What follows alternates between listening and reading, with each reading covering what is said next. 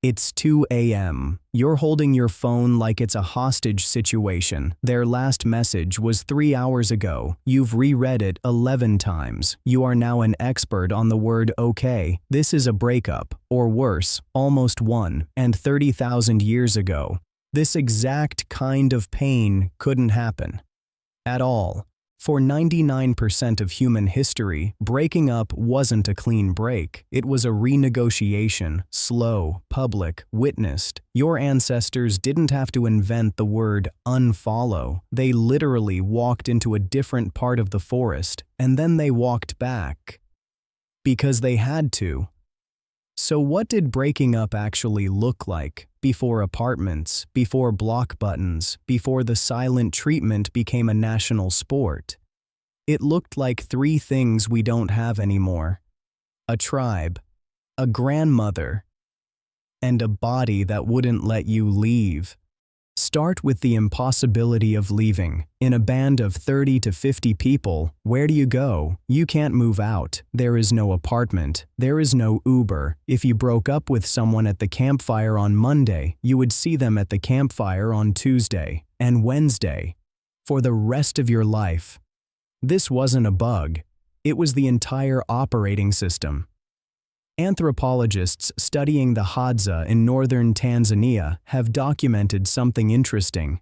When a couple stops being a couple, they don't disappear from each other. They just reconfigure. They share food differently. They sleep in different parts of the camp. They stop sharing certain looks, but they keep showing up for births, for hunts, for funerals. Because the alternative, leaving the group, was rarely a real option. There are accounts from northern Australia of traditions where ending a relationship required announcing it to the whole camp, out loud, in front of everyone. Imagine breaking up via TikTok Live, but mandatory. Welcome to 100,000 years of human relationships. There was no ghosting here. The word itself assumes you can disappear. Your ancestors couldn't. You couldn't stop replying to someone whose mother was in your hunting party. You couldn't pretend not to see them when you both slept under the same roof of branches. The block button is 15 years old. Heartbreak is much older than that. The block button is losing. Now, if you can't leave, something else has to happen. The fight has to end, somehow. This is where your grandmother comes in. In many small-scale societies we've studied, relationship conflicts were not private. They were community business. Elders intervened. Grandmothers gave speeches. Cousins picked sides and then unpicked them. Shamans got involved when things got truly bad. The grandmother wasn't just gossip. She was infrastructure. This sounds intrusive, but there's evidence it actually worked. Anthropologist Polly Wiesner spent years recording conversations around Zhuangzi campfires in Botswana. She found that nighttime talk was mostly storytelling, including stories that quietly worked out who had wronged whom and how things had been resolved before. You did not heal alone. You healed in front of people who had known you since birth.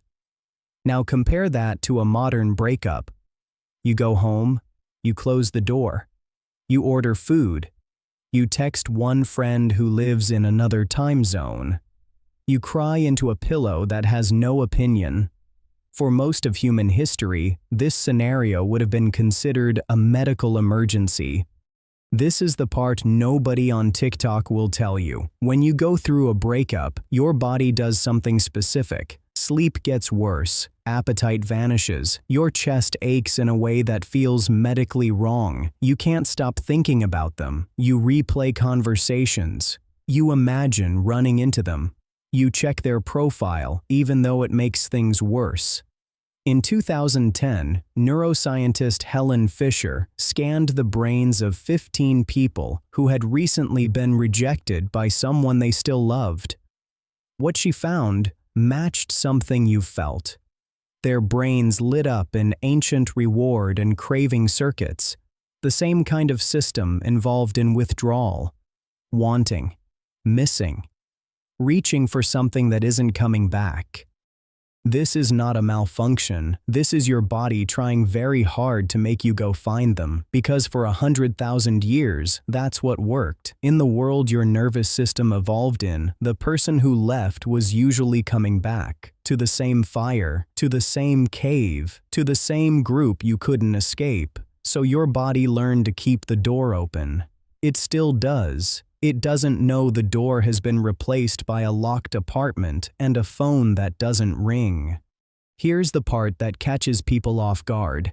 We assume ancient humans were stuck with whoever they got. That marriage was forever. That divorce was modern. The cartoon version goes something like this. Cave couple, one cave, one lifetime. This is wrong. In many small-scale societies we've studied, unions could be temporary. Some lasted seasons, some lasted years, some, yes, lasted lifetimes. Some surviving human societies show us how flexible relationships can be when property isn't the center of them.